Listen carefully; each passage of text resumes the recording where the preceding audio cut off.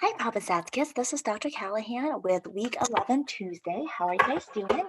I hope you had a good day on Monday, Tuesday, and having that off. So really today,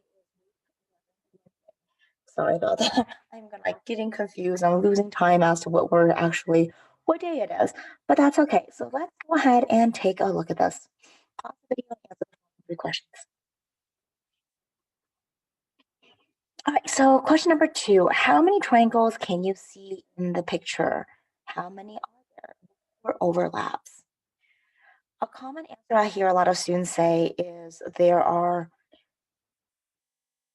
9, and interesting enough, okay, hold on a second. There are actually 13 altogether. You have to think about the ones that are actually overlapping, like these ones, and then the overall one as well. So 13 altogether. All right, let's go ahead and jump right into today's lesson. Um, Breakdown for today. You actually have your packets done, and we will be turning that in today in class. So if I don't see you in, that's okay. What you need to do is you need to make sure that you turn it in to me, which will be on week 11 Thursday, to get your brand new packet. Now, if you're not home today, just want to go ahead and write the notes down on a separate piece of paper for today, and then we transfer that.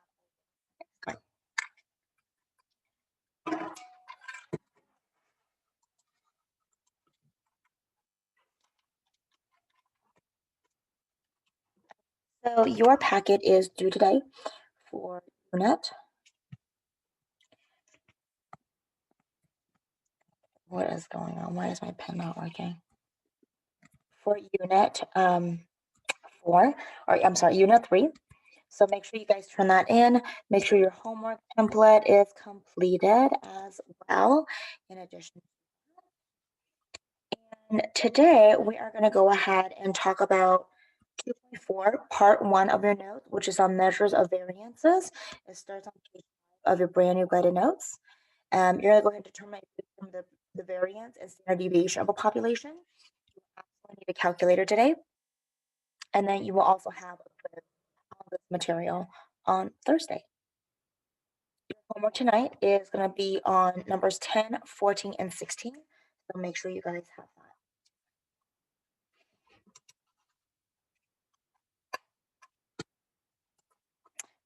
Okay, so take a look at that and we will get started shortly.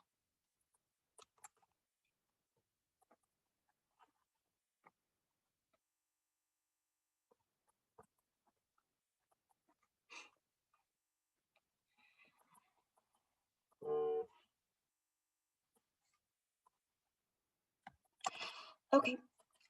Next, what I want you guys to do is before you actually turn in your packets, I want you, if you're doing this at home, I want you to go ahead and take a moment to kind of reflect upon your last few weeks of the notes with this right here. And let me go ahead and do a new share. Here we go. So you can see this. So we're going to turn your weekly packet into the folders. Your new packet is going to be for this is week 11, all the way to week 13. So we're going to have it for, well, maybe 12 actually. No, 13. For about like 2.5 weeks. If you do have any empty pages on there, make sure you watch the YouTube videos and catch up in addition to making sure that you have your homework template completed. So I want you guys to kind of just on the side of your paper, go ahead and take a reflection on your last guided notes. And specifically, I want you to think about, did you complete your guided notes for each of the sections?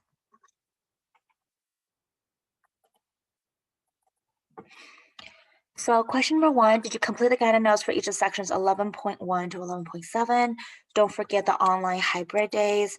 And actually, your notes should be really in a different section, but that's okay. Did you complete your objectives? Did you complete the original textbook homework and the homework template? So give yourself a score of 1 to 4, and then as for your reflection, I want you to list 3 pieces of advice for yourself on how you can improve or keep working hard for the next units as guided notes. And make sure you turn your guided notes in your folder in the bin. Okay.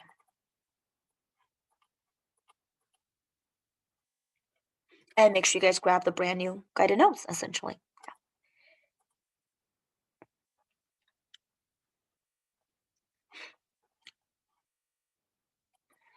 Okay, so let's go ahead and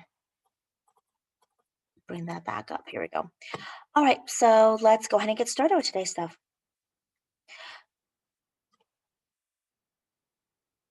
All right, so we're going to start right here on this side of the notes. And it's 2.4, part 1. And today we're going to talk about the following objectives. So go ahead and read that.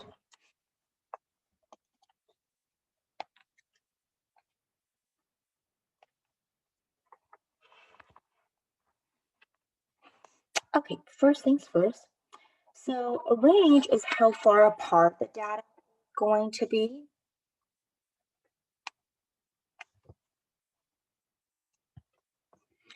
The difference between the maximum and minimum is going to give you the range. So you just simply subtract them. And what you do is you look, the data must be quantitative, so it has to have numbers. So your range is always going to be the biggest number minus the smallest number. So let's take a look at example 1. A corporation hired 10 graduates. The starting salary for each graduate are shown by the range of the starting salaries. So you could go and rearrange it from smallest to biggest, but really it's kind of a waste of time. Just find the biggest number. I think the biggest one is 47,000.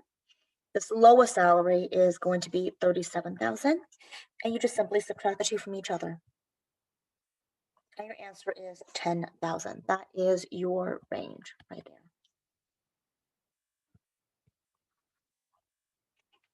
All right, now we're going to talk about deviation. This is something you probably have not heard about as of yet.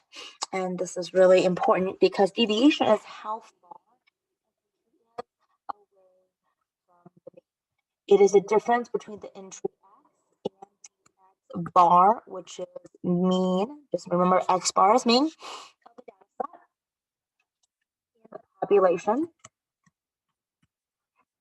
The deviation is always going to give you the formula x minus u, which is going to be the population mean.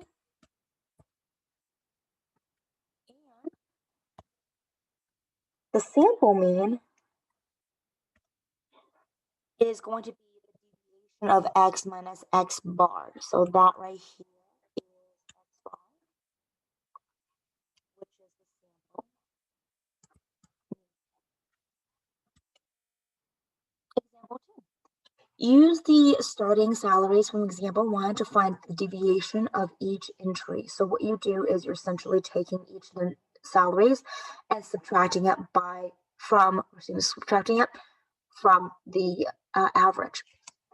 So step number 1, find the sample mean, which is the average.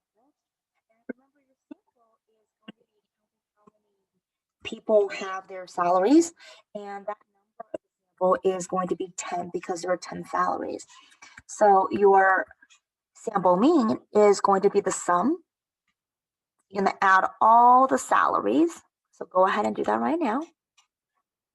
And you're going to divide it by 10. And once you do that, it is going to give you an average of 41.5. Okay, you're going to be using this number later, of course, as we go ahead and fill out this table set. So here are the 10 different means. Right here, you have the 10 salaries. So when I go ahead and fill out the other part of the chart right here, what I'm going to do is I have 41 as x. So then for you to find the deviation, which is x bar equals, you are going to have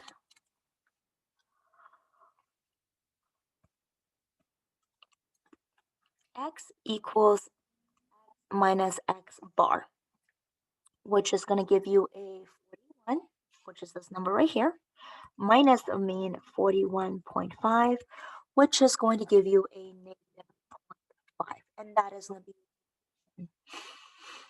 Now you're going to do exactly the same thing with everything here. So the next one, you're going to take 38 minus 41.5, 39 minus 41.5, 45 minus 41.5. And you're going to repeat that for all 10 salaries. So grab your calculator, pause the video, and go ahead and. All right, here are your answers. Negative 38.5, negative 2.5, 3.5, 5.5, negative 0.5, negative 0.5, and the negative 4.5. So this is the deviation from the mean. All right. The next one to talk about is standard deviation. Before you do that, I want to make sure you guys understand this a little bit better. So I want you to put a star next to all of the salaries that have a positive variance. So a star that has a positive variance. Then I want you to put a box around the salaries that have a negative variance. What do you think that means?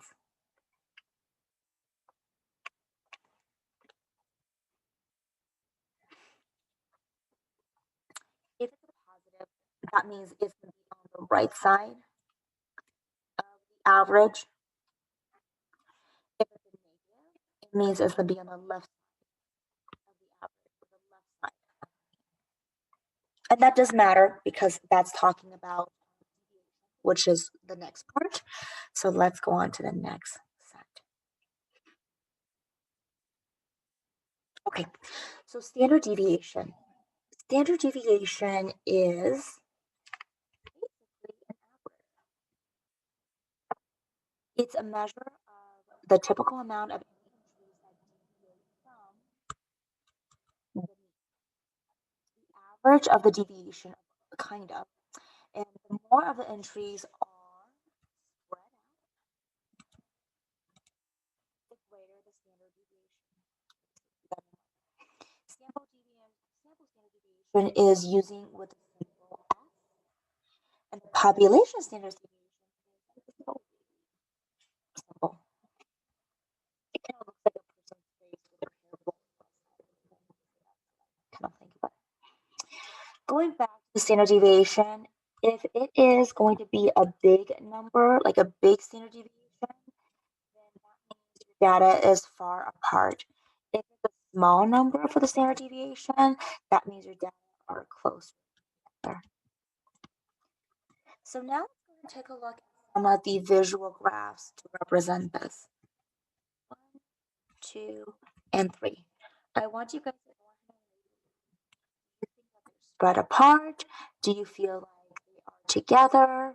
Or do you feel like they are essentially no relationship? So the first one, if you look at it, the data is not really spread apart. So not spread apart because it's just on a tower right here, which means the variance is at 0. Second one, if you look at this one here, it's like a nice little bell curve, okay? And so with this one, that makes sense that the variance is at 1.2 because there's a little bit of space in between each of the data. So this one is a really great bell curve. That means the data is nicely spread out. With this one, if you look at the data, this is the one where there are obviously the variance is at 3. And if you look at it, it is kind of spread out this shape. Another way I kind of think about this is like kind of like grades, you guys. This is a great bell curve for teachers for the grades because you have very few people getting Fs, very few people getting As, a lot getting B, C, and D, which is kind of good. That means it's a good bell curve. Now, as a teacher, I really don't like it when I have because I'm having lots of students that's getting Fs and lots of students getting A's, but very rarely do I have C or D's. It's either the superstars who are trying really, really hard, or if you look over here, the Fs are the ones who just really don't care at all. So this is the one. Nice little bell curve.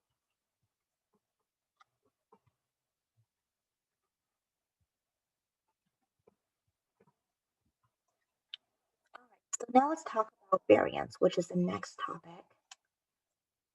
A variance is just another measure of how data is spread. It is the value of the standard deviation, but you have to square it. So it is a standard deviation squared. So it's this little thing, squiggly thing, squared. And that's the variance.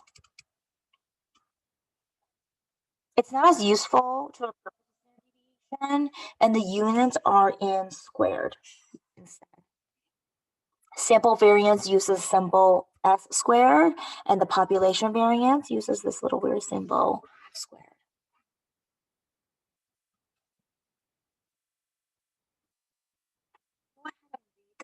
Right here, the different formulas when it comes to standard deviation versus variance,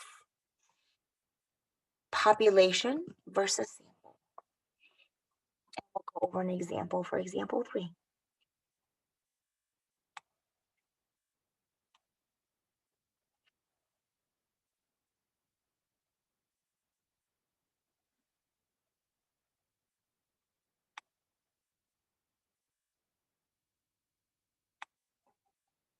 Okay, so first thing what I want you to do is on example 3, it says a corporation hired 10 graduates. So we're still at the same problem. These are their starting salaries, but they also want to find the population variance and the standard deviation of the starting salaries. Okay, so then looking at this right here, I created this nice little table and also included steps so that way you guys know how to do this. So number 1, the mean, the average is 41.5. We already got that. Step 2, we already found the deviation as shown because this is found from our last one, all of these nice numbers chart. Step 3, find the square of the deviation. Okay, so what we're going to do is going to take this number and square it. So when you square it in your calculator, you will have to do negative 0.5 squared, thing as negative 0.5 times negative 0.5. So what is that going to give you? Well, that's going to give you a positive 2.5, or I'm sorry, 0.25. That decimal really does matter. Now what you can do the same thing with the negative 3.5. Make sure you square it. It's not times by 2, it is a square, okay? And then you're going to get a 12.25. Same thing, negative 2.5 times negative 2.5, 6.25. Positive 3.5 times positive 3.5, it is a 12.25.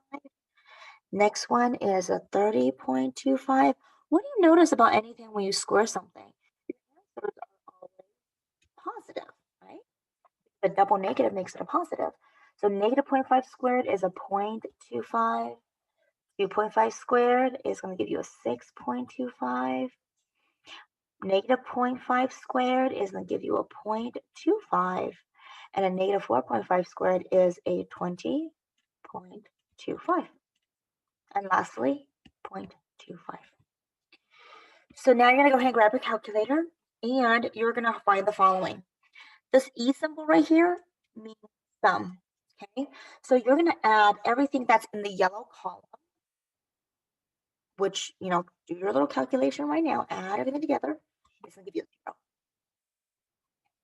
And you're going to do the same thing with the green column because right here it says find the sum of the square deviation, which is step 4.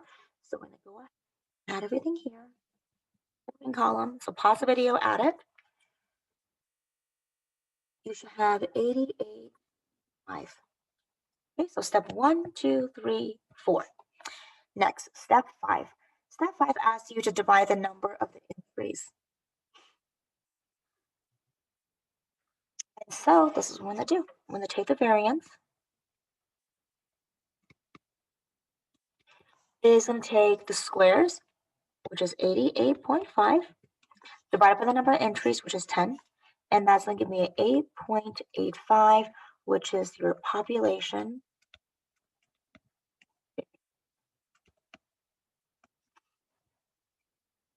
Now, if I were to go ahead and introduce you guys to a step 6,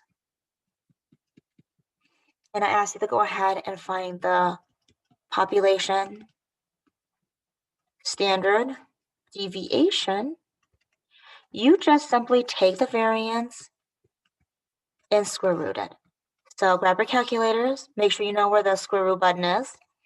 Type on 8.85 or 8.85. Yep, that's correct. And your standard deviation should be 2.97. And that is your answer. So notice the difference of the two things that we found. First one is the popular variance. The 2.97 is the population standard.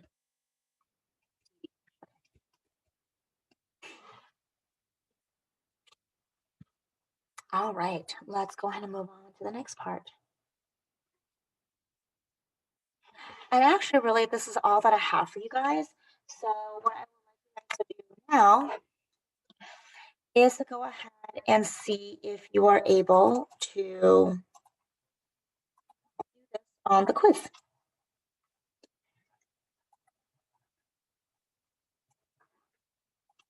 I'm going to pull that up for you guys right now.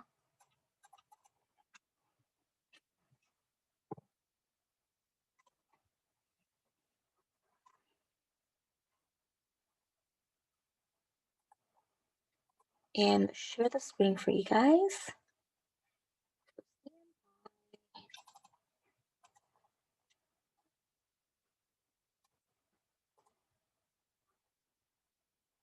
Okay. Quiz that is also going to be on MS. It is going to be right here.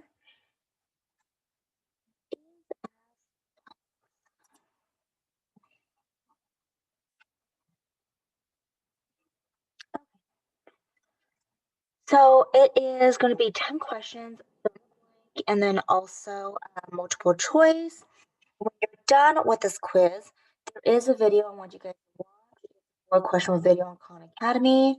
I also have 5 questions online I want you guys to type in. And then if you need some extra credit, here is a link for the extra credit. So I will highly suggest that you go ahead and go to